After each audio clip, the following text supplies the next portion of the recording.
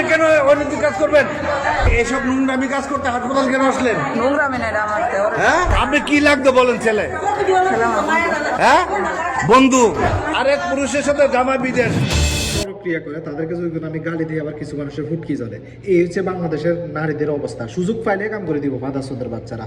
জামাই প্রবাসে কামলা দিতে দিতে ঘাম মাথার ঘাম পায়ে ফেলায়, আর যা হেই জামাইরে মিথ্যা ছলনা কইরা, কত বড় ছলনাময়ী নারীরা মিথ্যা ছলনা কইরা অসুস্থতার ভান ধইরা হসপিটালের কেবিন ভাড়া নিয়ে ওইখানে অনৈতিক সম্পর্ক জড়াই গেছে বাংলাদেশের মাদাচ্চুদিয়া ফ্যামিলির মাদাচ্চুদে মেয়েরা।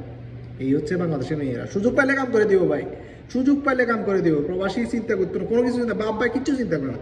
সুযোগ পাইলে কুরকুরে উঠলে কাম করে দিব। এই হচ্ছে বাংলাদেশের মাদাচ্চুদের মেয়েরা। যেখানে হসপিটালে মানুষ যায় সুস্থতা হওয়ার জন্য, আল্লাহ খোদার নাম নেয়, ওইখানে মানুষ আল্লাহ আল্লাহ করে সুস্থতা হওয়ার জন্য, ওইখানে যায় না ওই অনৈতিক কাজে লিপ্ত হয়ে গেছে কাফর পুরুষের সাথে। শেল্টার দিতেছে মাইয়ার মা, যখন ধরা খাইছে মাইয়ার মা বলতেছে দেওয়ার সাথে কি এক ফ্যামিলিতে এক রুমে থাকে, এক ইয়াতে কেবিনে থাকে। এই হচ্ছে বাংলাদেশের মাইয়েরা। সুযোগ পাইলে কাম করে দিব মাদাচ্চুদের বাচ্চারা। আর এইসব মা বাপগুলো হলো আরো বড় মাদাচ্চুদ, কুত্তা জন্ম দিচ্ছে এগুলোর বাহিনচুদের বাচ্চারা। এইসব মায়ের কারণে বাংলাদেশের ম্যাক্সিমাম ফ্যামিলির ম্যাক্সিমাম মেয়েরা ধ্বংস হয়ে যায়। ম্যাক্সিমাম মেয়েরা বিয়ের আগে ভার্জিনিটি হারায় শুধুমাত্র কিছু এসব মায়ের কারণে। যেসব মায়েরা পাহারাদারের কাজ করে, যেসব মায়েরা টাকার জন্য পাহারাদারের কাজ করে, এইসব মায়ের কারণে এই ধরনের মেয়েগুলোর সংসার শেষ হয়ে যায়, জীবন শেষ হয়ে যায়, আখেরাতও শেষ হয়ে যায়।